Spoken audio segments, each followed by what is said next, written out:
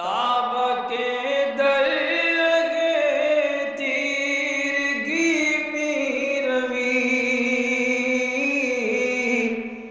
بہر توبہ درائے شباب غوی بشنو از گوش دل مثنوی معنوی در رہے صدق برتا مسمم شوی بشنو از گوش دل مثنوی معنوی در رہے صدق برتا مسمم شوی۔ بسم اللہ الرحمن الرحیم، الحمدللہ رب العالمین والصلاة والسلام علی سیدنا و مولانا محمد خاتم الانبیاء والمرسلین وعلی آلہ و اصحابہ اجمعین، اما بعد۔ ہم پڑھ رہے تھے کہ اگر کوئی انسان ظاہری شکل و صورت پر نظر کرے تو دوئی پر چلا جاتا ہے، اختلاف رونما ہو جاتا ہے۔ جو آدمی باطن کو دیکھتا ہے اور اصلیت پر نظر رکھتا ہے، نور پر نظر رکھتا ہے، وہ اس دوئی سے نجات پا جاتا ہے۔ دنیا میں جو اختلافات ہو رہے ہیں وہ ان کے نقاط نظر کی وجہ سے، ویو پوائنٹس کی وجہ سے اختلاف ہو رہے ہیں۔ ان کا ویو پوائنٹ الگ ہے، ان کا الگ ہے، ان کا الگ ہے، ان کا الگ ہے، حالانکہ دیکھ تو سب وہی رہے ہیں، لیکن ویو پوائنٹس الگ الگ ہونے کی وجہ سے ڈیفرنسز آ رہے ہیں۔ مومن کا، آتش پرست کا، یہودی کا، عیسائی کا، سکھ کا، ہندو کا، جتنے مذاہب ہیں اس کے اندر جو ڈیفرنسز آئے وہ اسی اختلاف نظر کی وجہ سے۔ پھر ایک مذہب کے اندر مختلف فرقے بنتے ہیں تو وہ بھی نقاط نظر کے اختلاف کی وجہ سے ہوتے ہیں۔ تو مولانا روم یہاں پر اس بات پر زور دے رہے ہیں کہ آپ اصلیت کی طرف اگر دیکھیں گے، اس سے نکلنے والے جو فرع ہے اس پر اگر آپ نظر کریں گے تو اختلاف پیدا ہوگا۔ اگر آپ جھاڑ کو جھاڑ کی حیثیت سے دیکھیں گے تو سب یہی کہیں گے کہ یہ جھاڑ ہے، لیکن اگر کوئی برانچز کو دیکھے گا، کوئی پھول کو دیکھے گا، کوئی پھل کو دیکھے گا، کوئی پتوں کو دیکھے گا تو سب اختلاف کریں گے۔ کوئی کہیں گے کہ یہ ٹہنی ہے، کوئی کہیں گے کہ یہ پتا ہے، کوئی کہیں گے کہ یہ پھول ہے۔ تو یہ فرع کے اوپر نظر جانے کی وجہ سے اختلاف پیدا ہوتا ہے۔ اب آپ مثال کے طور پر ایک واقعہ یہاں پر بیان کر رہے ہیں۔ یہ واقعہ کیا اصل میں ایک پیرابل ہے جو صدیوں سے لوگوں کے درمیان آیا ہے، اور صدیوں سے لوگ اس پیرابل کو سنتے ہیں اور سمجھتے ہیں۔ مختلف نصابی کتابوں میں تک یہ حکایت جو ہے لکھی گئی ہے، مذہبی کتابوں میں، بعض مذہبی کتابوں میں بھی شامل ہے۔ بدھسٹوں کی ایک مذہبی کتاب ہے تتا ستا، اس کا نام ہے، اس کے اندر سب سے پہلے یہ حکایت بیان کی گئی ہے۔ پھر اس کے بعد بتایا جاتا ہے کہ ہندوؤں کی مذہبی کتاب رگ وید میں بھی اس حکایت کو بیان کیا گیا ہے، اور پھر چندوگیا اپنشد جو کتاب ہے ہندوؤں کی، اس کے اندر بھی بتایا جاتا ہے کہ یہ حکایت بیان کی گئی ہے۔ اس حکایت میں 5 اندھوں کا ذکر ہے جو ہاتھی کو دیکھنے کے لیے جاتے ہیں۔ اب مولانا روم یہاں پر اندھے نہیں کہہ رہے ہیں، مولانا روم کہتے ہیں کہ وہ آنکھ والے لوگ ہی تھے، لیکن اندھیرے میں گئے تھے وہ لوگ۔ بہرحال آدمی چاہے اندھا ہو یا پھر آنکھ والا ہو اور اندھیرے میں جائے، دونوں برابر ہو جاتے ہیں، دکھتا کچھ بھی نہیں ہے۔ تو اب ان سے یہ کہا جاتا ہے کہ جاؤ ہاتھی کو دیکھو چھو کر اور کہو کہ ہاتھی کیسا ہوتا ہے۔ یہ وہ واقعہ آپ یہاں پر بیان کر رہے ہیں۔ پیل اندر خانہ تاریک بود، ارزرا آورد بود اندش ہنود۔ ایک ہاتھی ایک اندھیرے گھر میں تھا جہاں پہ روشنی بالکل نہیں تھی۔ اس کو دیکھنے کے لیے 4 ہندوستانی اندر داخل ہوئے۔ اب یہاں پر خاص طور سے ہندوستانی کا ذکر مولانا روم اس لیے کہہ رہے ہیں کہ یہ جو حکایت ہے اصل میں ہندوستان سے ہی مشہور ہوئی ہے، پوری دنیا میں پھیلی ہے۔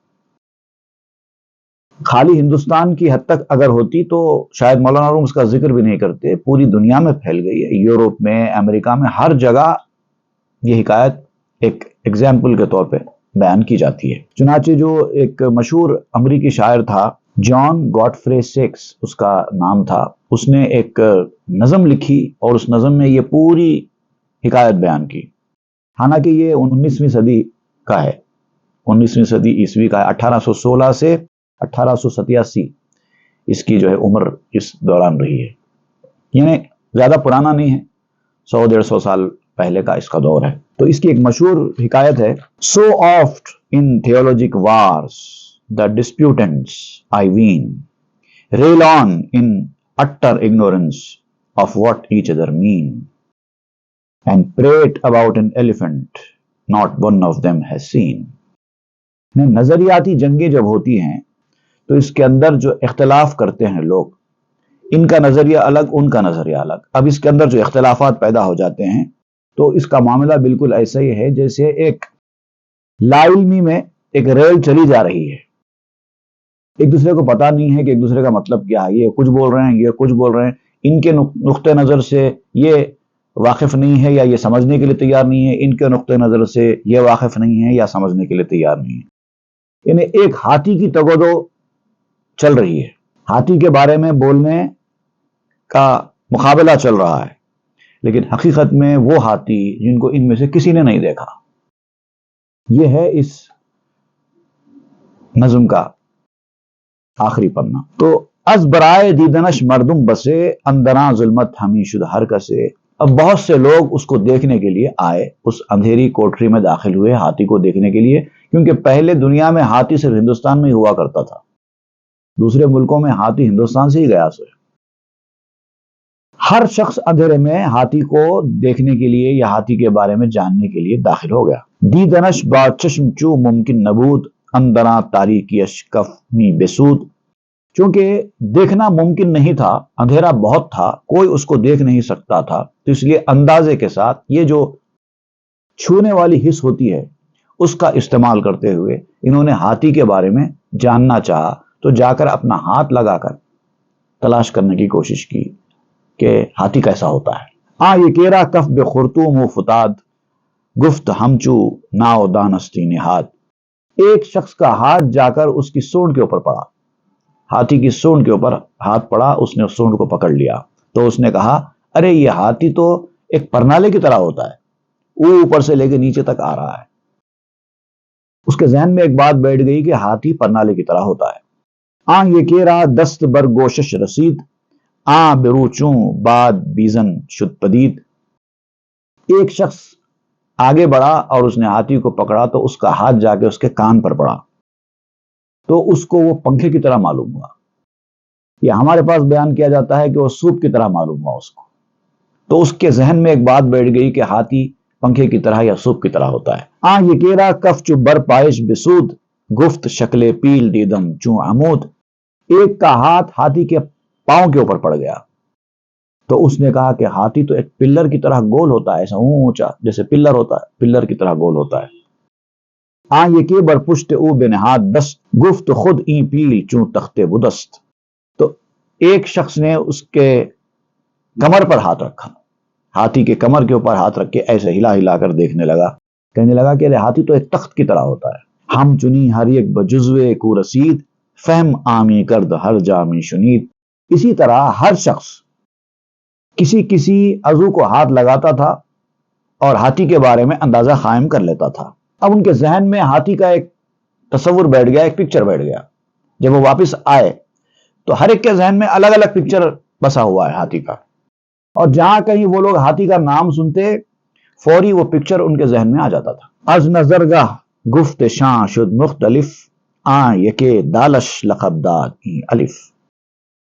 اب ہوا کیا، آپ مولانا روم کہتے ہیں کہ اس کو میں نے اردو میں اس طرح سے شعر بنایا ہے: نقطہائے نظر ہوں اگر مختلف، کوئی بولے اسے دال کوئی الف.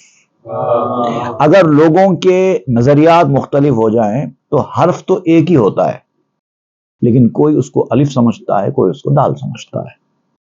کسی نے اس کو الف کا نام دے دیا ہے، کسی نے اس کو لام کا نام دے دیا ہے، حالانکہ چیز تو وہی ہے. در کفے ہر یک اگر شمع بدے، اختلاف از گفت شاں بیرون شدے. ہر ایک کے ہاتھ میں اگر شمع ہوتی، روشنی ہوتی، چراغ ہوتا اس وقت، تو یہ اختلاف پیدا ہوتا ہی نہیں.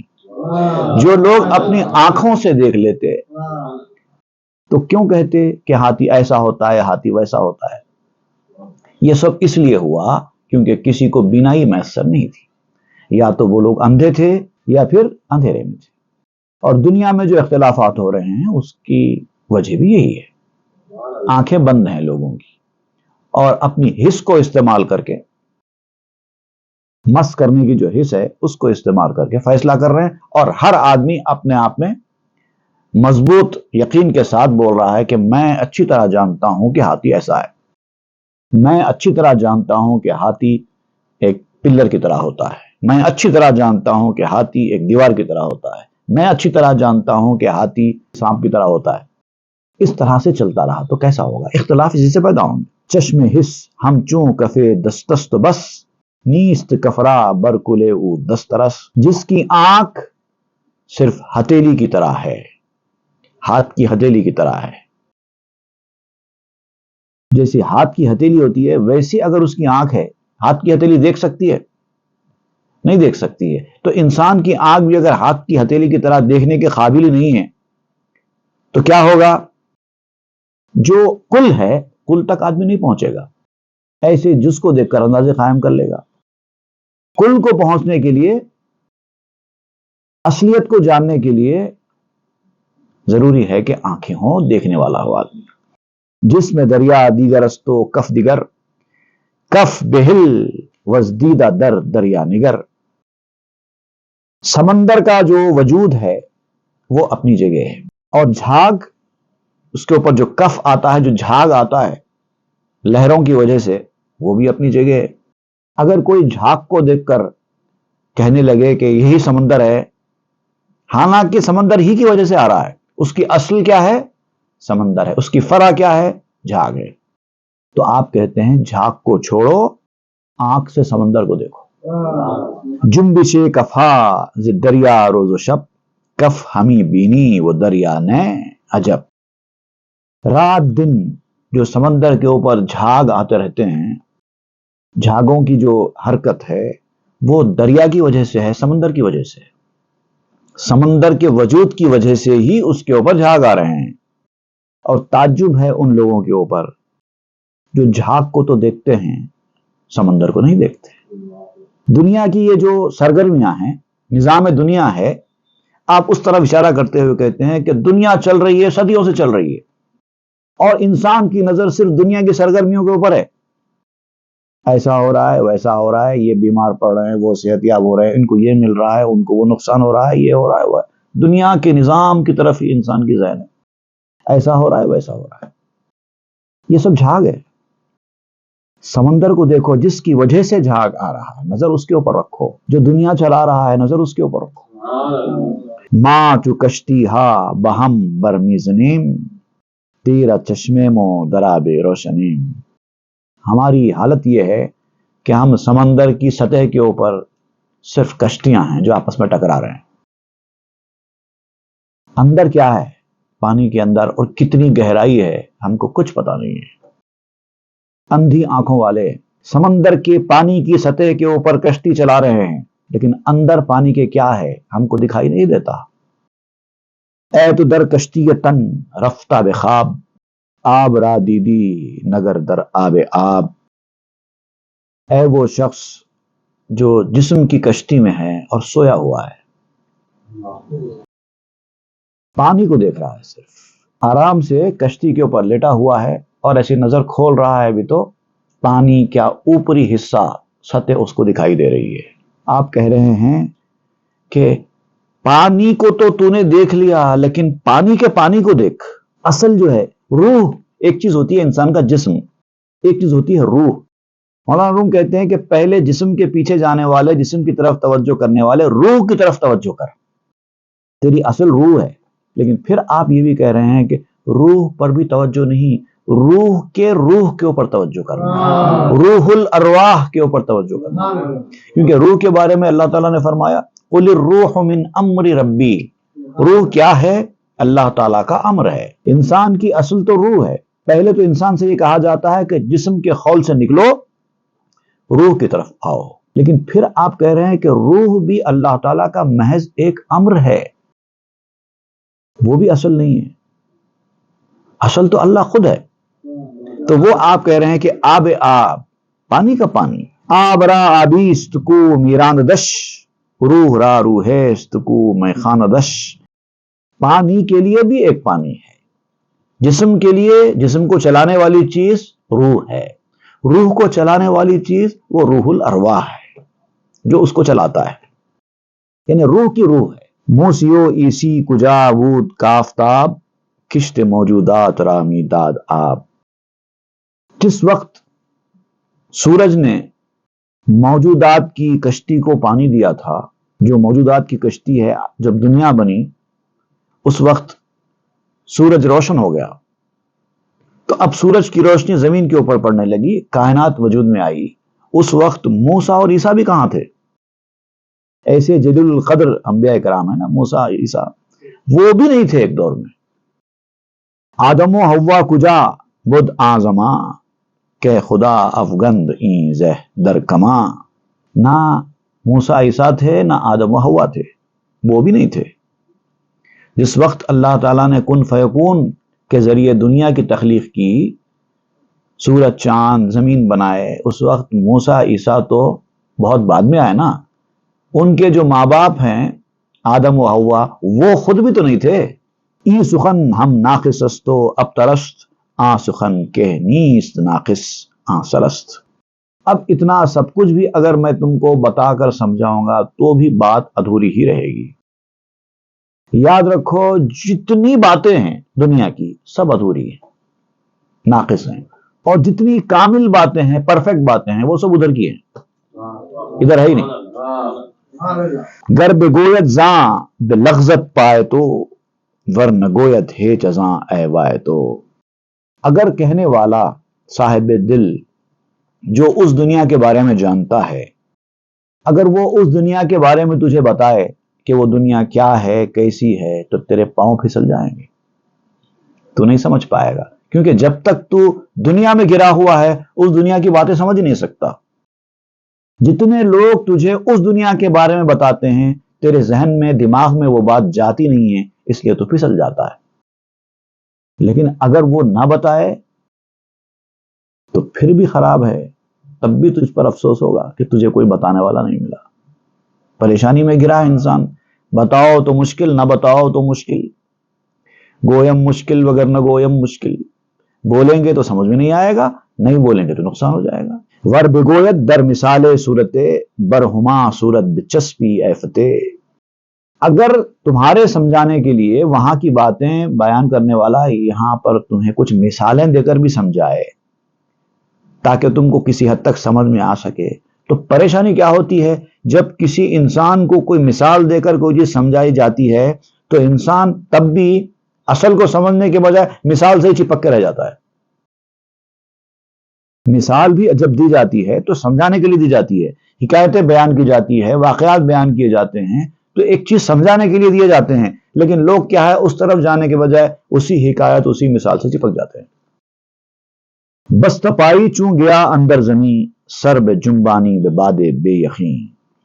اس لیے کہ جو تمہاری حالت ہے، تمہاری حالت ایک گھاس کی طرح ہے جو زمین سے جڑی ہوئی ہے۔ بغیر زمین کے تمہاری زندگی نہیں ہے۔ اوپر سے تم سر اٹھائے ہوئے ہو، اپنے پتے وتے باہر ہیں، لیکن تمہاری جڑیں زمین کے اندر پیوست ہیں۔ جب کوئی ہوا چلتی ہے تو تم ہلنے لگتے ہو۔ دیکھیے کیا مثال آپ دے رہے ہیں، سوچئے، گھاس پھوس کی آپ مثال دے رہے ہیں، گھاس لمبی لمبی ہو گئی ہے، اب ہوا چلتی ہے تو وہ گھاس ہلنے لگتی ہے، کبھی ادھر جاتی ہے کبھی ادھر جاتی ہے، اور نکلتی نہیں ہے، اڑتی نہیں ہے، کیونکہ وہ زمین کے اندر جڑی ہوئی ہے، اس کی جڑیں زمین کے اندر ہے۔ اور یہ زمین کیا ہے؟ دنیا داری ہے۔ روحانیت کی ہوا جب چلے گی ایسے آدمی کے اوپر جس کی جڑیں دنیا داری میں پیوست ہے، تو وہ زیادہ سے زیادہ تھوڑا ہلتا ہے، اس سے زیادہ کچھ نہیں ہوتا۔ جب ہوا چلتی ہے تو ہلتا ہے، پھر جب رک جاتی ہے تو پھر ایسے ہو جاتا ہے، پھر ادھر سے ہوا چلتی ہے ادھر ہوتا ہے، پھر رک جاتی ہے پھر ایسے ہو جاتا ہے۔ یہی حال ہو رہا ہے انسان کا۔ روحانیت والے لوگ اس دنیا کی ساری باتیں بتا رہے ہیں، جو سمجھانے کی ہے سمجھا رہے ہیں، جو مثال دینے کی ہے مثال دے کر سمجھا رہے ہیں، کسی قدر تمہارے اوپر اثر ہو رہا ہے تھوڑا، لیکن پھر تم جیسے تھے ویسے ہو رہے ہو۔ کیوں؟ اس لیے کہ تمہاری جڑیں دنیا داری کے اندر پیوست ہیں۔ لیک پایت نیست تا نقل کنی، یا مگر پارا ازیں گل بر کنی۔ اگر تجھے ہوا کے ساتھ اڑ کر جانا ہے تو ایک ہی طریقہ ہے کہ اپنی جڑوں کو زمین کے اندر سے نکال لے، پھر تیز ہوا چلے گی اور تجھے اڑا کر لے کر چلی جائے گی۔ جب تک تو زمین کے اندر اپنی جڑوں کو مضبوط رکھے گا سوائے ہلنے کے کچھ نہیں ہوگا۔ چوں کنی پارا حیاتت زی گلست، ای حیاتت را روش بش مشکلست۔ اب تم اپنی جڑوں کو کیسے نکال سکتے ہو؟ تم نکال نہیں سکتے، کیوں کہ تمہاری زندگی اسی مٹی سے ہے۔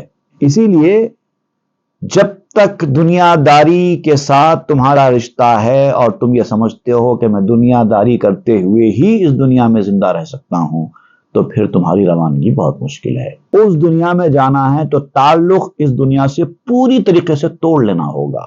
چوں حیات از حق بگیری اے روی، پس غنی کردی ز گل در دل روی، فارغ و مستغنی از گل سوی دل، می روی بے قید و حر از اہل گل۔ تم کو زمین سے اپنا تعلق مضبوط رکھ کے نیچے سے غذا لینے کے بجائے اللہ تعالیٰ سے اپنا تعلق مضبوط کر کے اوپر سے غذا لینا ہوگا، تب تم مستغنی ہو جاؤ گے مٹی سے اور اس دل کی دنیا میں پہنچ جاؤ گے۔ اور جب تک تم مٹی سے فارغ نہیں ہوگے تم بے نیاز ہو کر دل کی طرف نہیں جا سکتے۔ پورا تعلق دنیا سے اپنا توڑ لینا ہے۔ اس کا مطلب کیا ہے؟ اس کا مطلب یہ نہیں ہے کہ آپ سب اپنی زندگی کے شب و روز چھوڑ کر کسی جنگل میں جا کر بیٹھ جائیں، ایسا مطلب نہیں ہے۔ اندر کے ساتھ جو تعلق ہے وہ توڑ لینا ہے۔ دنیاوی ضرورتیں جو ہے وہ پوری کرنا ہے، کیونکہ جب تک آپ کو حیات ہے آپ کو دنیا میں رہنا ہے، اور جب تک دنیا میں رہنا ہے دنیا کی ضرورتیں پوری کرنا ہے، لیکن تعلق باقی نہیں رکھنا چاہیے، کسی چیز میں دل نہیں رکھنا چاہیے، خواہشیں ارمان یہ سب ختم کر دینا چاہیے۔ شیر خارے چوں ز دایا بکسلت، لوت خارے شد مرورا می حلت۔ دودھ پیتا بچہ جب تک دایا سے اپنا تعلق توڑتا نہیں ہے غذا خور بنتا نہیں ہے، اور جب وہ دایا کو چھوڑ دیتا ہے تب کھانے پینے والا بن جاتا ہے۔ بس تے شیر زمینی چوں حبوب، چوں فتا میں خیش از قوت القلوب۔ بیجوں کی طرح جب تک تم زمین سے وابستہ ہے تم باہر نہیں آ سکتے، اسی طرح چھوٹے بچوں کی طرح جب تک تم دودھ سے وابستہ ہے وہ خوراک جو بڑے لوگ کھاتے ہیں وہ تم کو نہیں ملنے والی، تو دودھ چھوڑنے کی کوشش کرو، بڑے لوگوں کی خوراک ملے گی۔ قوت حکمت خر کے شد نور ستیر، اے تو نور بے حجب را ناپذیر۔ بڑے لوگوں کی خوراک کیا ہوتی ہے؟ وہ ہوتی ہے حکمت والی غذا، دانائی کی غذا، اور وہی چھپا ہوا نور ہے۔ وزڈم حاصل کرو۔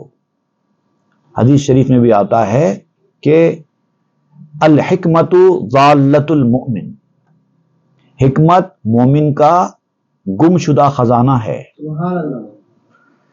اس کو حکمت کے لیے پیدا کیا گیا ہے لیکن وہ حکمت بھول کر بیٹھا ہے، اور جہاں کہیں اس کو وہ حکمت نظر آتی ہے وہ فوراً اسی کی طرف لپکتا ہے، اس کو حاصل کرنے کے لیے دوڑتا ہے۔ اور وہ حکمت کیا ہے؟ وہ حکمت ہے اسرار الہی۔ جب اسرار الہی کا مزہ انسان کو لگ جاتا ہے تو دنیا میں اس کو کسی چیز میں مزہ نہیں آتا ہے۔ تا پذیرا گردی اے جان نور را، تا ببینی بے حجب مستور را۔ اگر تم نور کو قبول کرنے والے بن جاؤ تو پھر تم چھپے ہوئے کو بغیر پردوں کے دیکھ سکو گے۔ وہ قبول ہونا، ہر انسان کے اندر روشنی دیکھنے کی صلاحیت نہیں ہوتی، وہ صلاحیت پیدا کرنا تاکہ اس چھپے ہوئے نور کو دیکھ سکو۔ وہ اس وقت چھپا ہوا ہے۔ چوں ستارہ سیر بر گردوں کنی، بلکہ بر گردوں سفر بیچوں کنی۔ تم کو چاہیے کہ زمین پر چلنے کے بجائے ستاروں کی طرح فضاؤں میں دوڑو۔ تمہاری منزل یہ نہیں ہے تم کو اس دنیا کے خول سے نکل کر آسمانوں میں ستاروں کی طرح گردش کرنا ہے، بلکہ یہ بھی آخری سٹیج نہیں ہے، اس کے بعد تم کو آسمانوں کے اوپر جانا ہے اور بے تکان سفر کرنا ہے۔ یہ ہے، وہ ہے عروج آدم خاکی سے انجم سہمے جاتے ہیں۔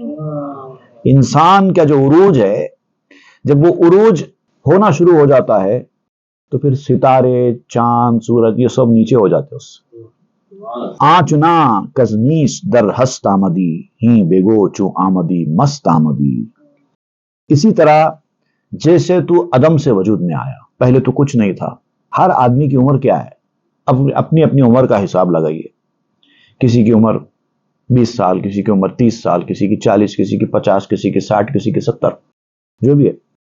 آپ کی ایج کو آپ ذہن میں لا لیجئے، اس سے 5 سال پہلے کا تصور کیجئے اور سوچئے کہ آپ کہاں تھے۔ اتنا ہی سوچ لیجئے، زیادہ پرانی بات نہیں ہے۔ ایک 80 سال 90 سال پہلے آپ کہاں تھے، کیا کر رہے تھے، وہ سوچئے۔ کیسا آئے دنیا میں، ہوش کب آیا، کب چیزیں دکھائی دینا شروع ہوئیں، کب چیزیں سمجھ میں آنا شروع ہوئیں، کب پتا چلا کہ یہ دنیا ہے، کب پتا چلا کہ یہ میرے فلاں ہیں، یہ میرے فلاں ہیں، یہ کھانے کی چیز ہے، یہ نہیں کھانے کی چیز ہے۔ یہ سب آہستہ آہستہ آہستہ انسان کے اندر آئی نا، پہلے تو کچھ نہیں تھا۔ راہ آئے آمدن یادت نماند، لیک رمزے بر تو برخواہیم خواند۔ اب تم کو تو آنے کے جو راستے ہیں نا، تم ایسے نہیں آگے نا، اسٹیپ بائی اسٹیپ دنیا میں آئے ہو، مرحلوں سے گزرے ہو۔ عالم ارواح سے نکل کر دوسرے عالم میں آئے، دوسرے عالم سے تیسرے عالم میں آئے، پھر ہر عالم میں کچھ وقت کے لیے آپ نے قیام کیا، وہاں سے جب دنیا میں آئے، برتھ ڈے جس کو آپ کہتے ہیں، جس دن آپ پیدا ہوئے، پیدا ہوتے ہی آپ آنکھ کھول کر سب کو پہچانا شروع نہیں کر دیے۔ یہ سارے اسٹیپ بائی اسٹیپ ہوئے، ایک کے بعد ایک، ایک کے بعد ایک، ایک کے بعد ایک، ایک کے بعد ایک۔ یہ جو مرحلے ہیں عالم ارواح سے اب تک کے، آپ کو سب یاد ہیں؟ یاد ہیں؟ کچھ بھی یاد نہیں ہے، سب انسان بھلا چکا ہے۔ 9 مہینے ماں کے پیٹ میں تھا، کچھ یاد ہے ماں کے پیٹ کا؟ چلو ٹھیک ہے، دنیا کے پیدا ہونے کے بعد کی بات لی، جب آپ 6 مہینے سال بھر کے تھے، اس وقت کا کچھ یاد ہے؟ کچھ یاد نہیں ہے۔ اب عالم ارواح کی چیز کہاں سے یاد رہے گی؟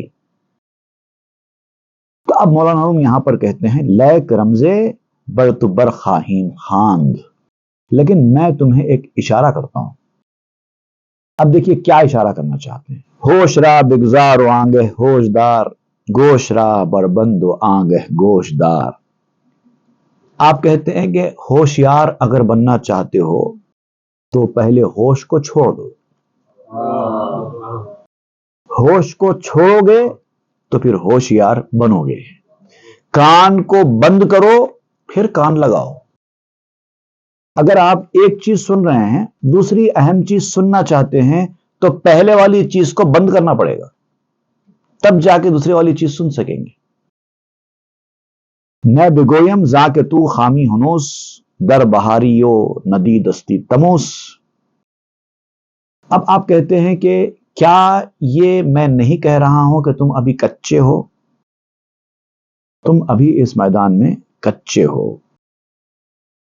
یوں سمجھو کہ تم موسم بہار میں ہو اور ابھی تم نے گرما کا موسم دیکھا ہی نہیں ہے۔ وہ گرمی کس کو کہتے ہیں ابھی تم نے دیکھا ہی نہیں ہے، تم ابھی موسم بہار میں ہو۔ ای جہاں ہم چوں درختست کرام، ماں بروں چوں میں وہائے نیم خام۔ اے میرے بزرگوں، سننے والو، دنیا کا معاملہ ایک درخت کی طرح ہے اور ہمارا حال اس درخت کے اوپر ادھ کچے پھلوں کی طرح ہے۔ ای جہاں ہم چوں درختست کرام، ماں برو چوں میں وہائے نیم خام۔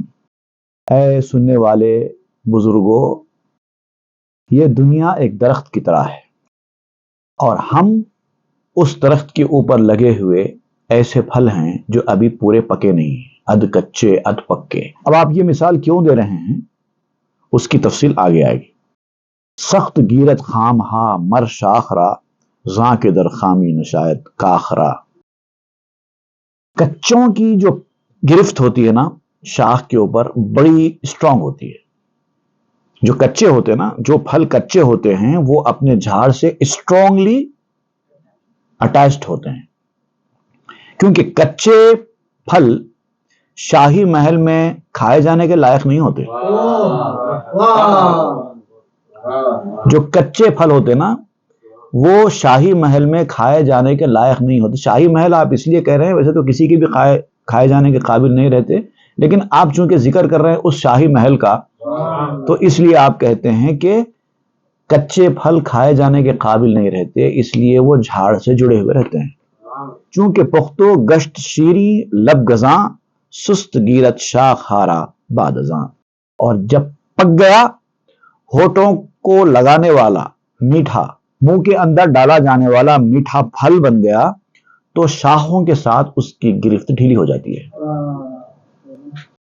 مطلب کوئی چیز جب پک جاتی ہے تو وہ شاخوں سے چپک کے نہیں رہتی، یا تو آپ اس کو توڑ لیں، درخت سے الگ کر لیں، یا اگر آپ نہیں کریں گے تو درخت خود اس کو الگ کر لے گا، پھل خود درخت سے الگ ہوگا، گر جائے گا۔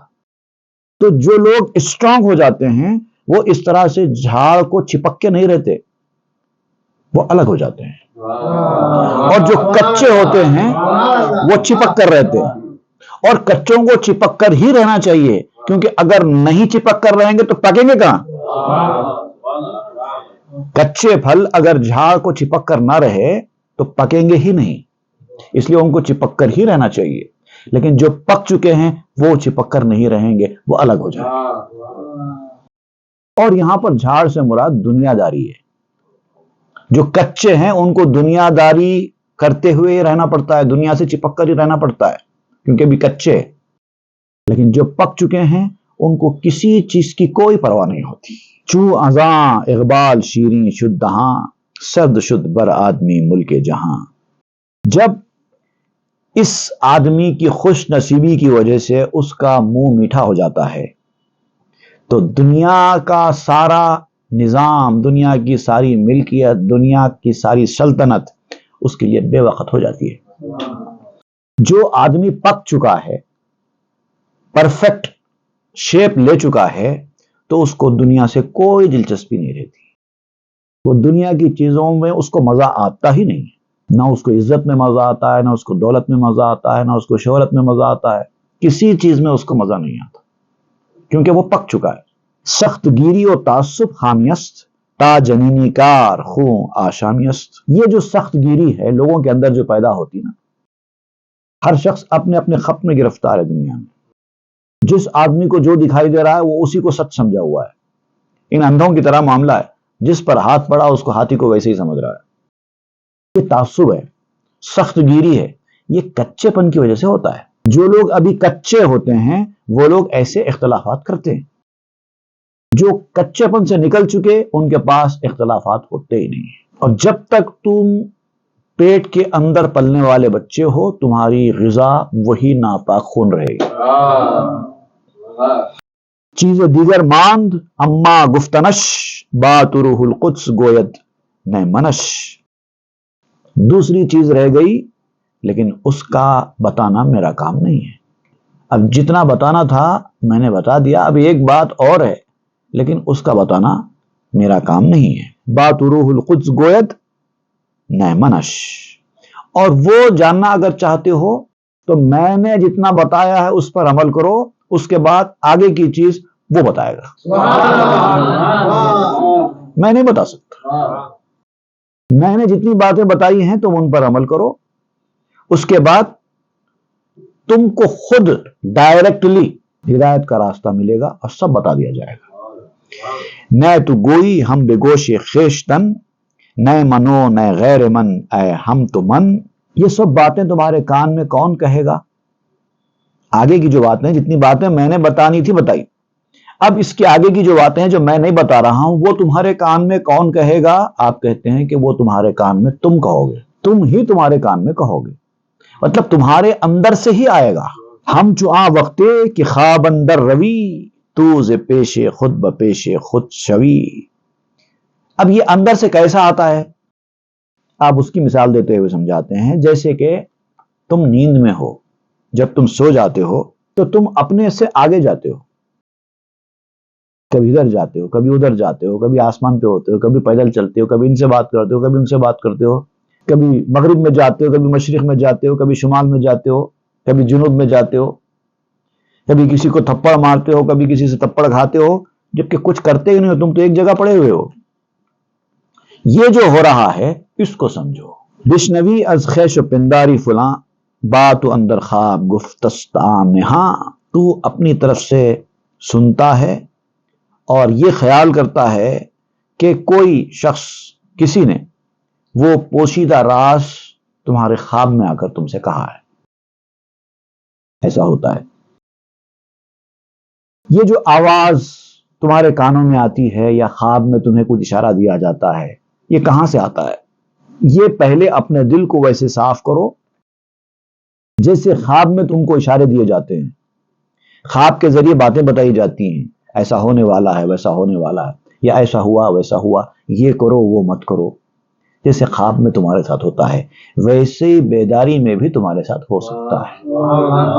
خواب میں اس لیے ہوتا ہے کہ تم سو جاتے ہو، دنیا سے بیگانہ ہو جاتے ہو، دنیا کی تم کو اب پرواہ نہیں رہتی، دنیا کدھر جا رہی ہے، کون کیا کر رہا ہے، تم کو کوئی خیال نہیں رہتا، اسی لیے وہ چیزیں تم کو دکھائی دیتی ہیں۔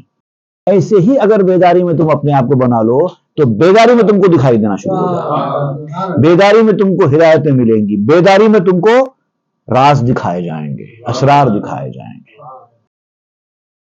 تو یہ کہ تو نیستی اے خوش رفیق، بلکہ گردونی و دریائے عمیق۔ اے میرے اچھے دوست، یاد رکھ تو ایک نہیں ہے۔ تو اپنے آپ کو ایک سمجھتا ہے نا، اکیلا اکھیرا سمجھتا ہے، تو ایک نہیں ہے۔ اگر تو اپنی حقیقت پر غور کرے تو تو خود آسمان ہے اور تو خود گہرا سمندر ہے۔ تو نے اپنے آپ کو کیا سمجھ رکھا ہے؟ ڈوب کر تو دیکھ اپنے اندر کیا ہے۔ تو کبھی اپنے اندر جھانکتا ہی نہیں، جب دیکھتا ہے باہر دیکھتا ہے۔ ایک صاحب کو نیند نہ آنے کی شکایت تھی تو کسی حکیم صاحب نے ان سے کہا کہ آپ کو نیند نہیں آتی ہے؟ تو میں نے ہاں مجھے نیند آتی نہیں ہے۔ تو انہوں نے کہا کہ آپ تھوڑی دیر میرے سامنے بیٹھ جائیے، ایک 10-15 منٹ تک اپنے اندر جھانک کے دیکھیے، دل کیسے پمپنگ کر رہا ہے، آپ کے رگوں میں خون کیسے دوڑا رہا ہے، آپ کے جسم کا نظام اندر کیسے چل رہا ہے، اس کے اوپر کنسنٹریشن کیجئے۔ تو وہ بیٹھ گئے آنکھیں میچ کر اور غور کرنا شروع کر دیا اپنے اندر۔ 10 منٹ نہیں گزرے تھے کہ بیٹھے بیٹھے نیند لگ گئی۔ بعد میں حکیم صاحب نے ان سے کہا کہ ہم لوگ جب تک باہر دیکھتے رہیں گے نا ایسے ہی ہوگا، اندر دیکھنے کی عادت ڈالو، سکون اطمینان مل جائے گا اور نیند آ جائے گی۔ توی زفتت کہ نہ ستو است، قلز مستو غرق گاہ ستو است۔ تمہاری جو شخصیت ہے، جو تم سمجھتے ہو کہ تم کیا ہو، یاد رکھو تم جتنے اپنے آپ کو سمجھتے ہو اس سے تم 900 گنا زیادہ ہو۔ تم سمندر کو جتنا سمجھتے ہو اس سے 900 گنا زیادہ تم ہو۔ تمہارے جیسی 100 شخصیتیں اس کے اندر ڈوب جائیں گی، ایک انسان اتنا ہے آپ کہتے ہیں۔ اندر جھانک کر دیکھو، ہم دیکھتے ہی نہیں ہیں، ہم تو بس اوپر اوپر تیر رہے ہیں، پتہ ہی نہیں ہے کہ اندر سمندر کتنا گہرا ہے اور اندر سمندر میں کیا کیا ہے۔ نہ ان کے مچھلیوں کا پتہ ہے، نہ اس کے اندر جو جانور ہیں سمندری ان کا کچھ پتہ ہے، کچھ نہیں پتہ ہے۔ ایک تو کشتی کے اوپر سوار ہیں، سمندر کو چھوتے تک نہیں ہے، اور اگر کوئی تیرتا بھی ہے سمندر کو چھوتا بھی ہے تب بھی اوپر اوپر ہی تیرتا ہے۔ غوطہ خور جو اندر ہوتے ہیں نا، غواص جس کو کہتے ہیں، وہ بھی کہاں تک جاتے ہیں؟ سمندر کی ایک 0.0000001% بھی نہیں جاتے گہرائی میں۔ خود چے جائے حد بیداری و خواب، دم مزن واللہ اعلم بالصواب۔ یہ تو سب آگے کی باتیں ہیں، خود تم اپنی بیداری کو، اپنی نیند کو اگر تم سمجھنے کی کوشش کرو تو نہیں سمجھ سکتے کیا چیز ہے انسان کا سونا اور اس کی بیداری۔ اب خاموش ہو جاؤ، اسی میں بھلائی ہے، حقیقت حال تو اللہ تعالیٰ بہتر جانتا ہے۔ زیادہ دم مت مارو۔ دم مزن تا بشنوی از دم زنا، آنچ عنایت در بیان و در زباں۔ دم مت مارو، دم مارنے والوں سے سن لو، کیونکہ وہ باتیں نہ بیان میں سما سکتی ہیں نہ زبان میں سما سکتی ہیں۔ یہ سب دیکھنے والی چیزیں ہیں، بیان کرنے والی چیزیں نہیں ہیں. دم مزن تا بشنوی زاں آفتاب، آنچ عنایت در کتاب و در خطاب. دم مت مارو، ڈائریکٹ اس آفتاب سے سن لو. اپنے اندر وہ صلاحیت پیدا کرو کہ تعلق تمہارے دل کا ان کے ساتھ جڑ جائے اور پھر وہ بتا دیں. ہم کو بتانا آسان نہیں ہے، ان کو بتانا آسان ہے. ہمارے لیے یہ آسان نہیں ہے کہ تم کو یہ باتیں سمجھائیں، ان کے لیے آسان ہے کہ سمجھائیں.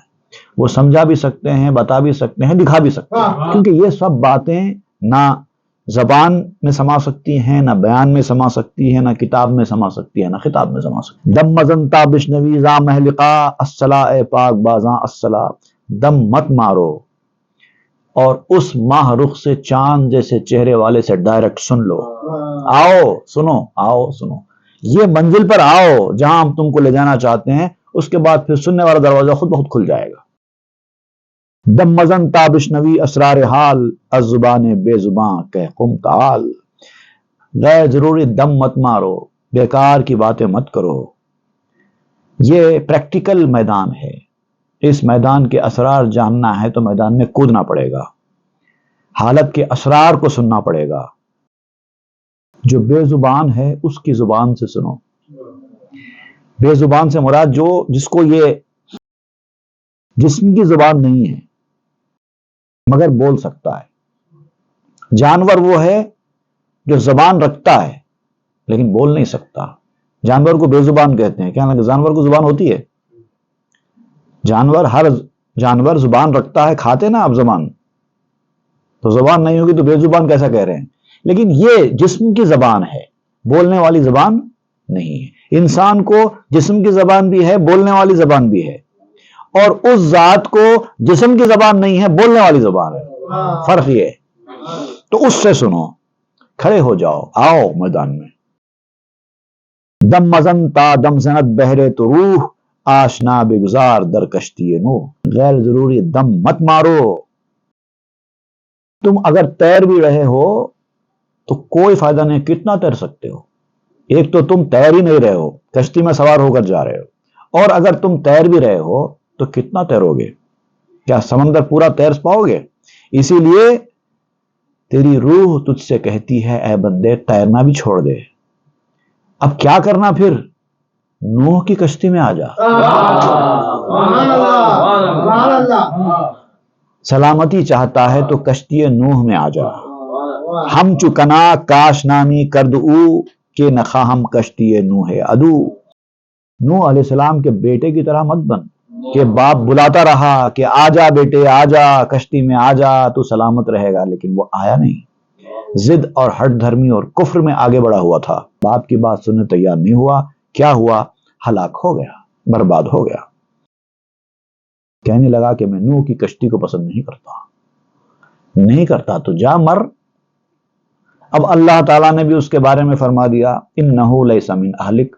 نوح علیہ السلام نے جب معروضہ کیا پروردگار میرا بیٹا، اس کی ہدایت، اس کی سلامتی.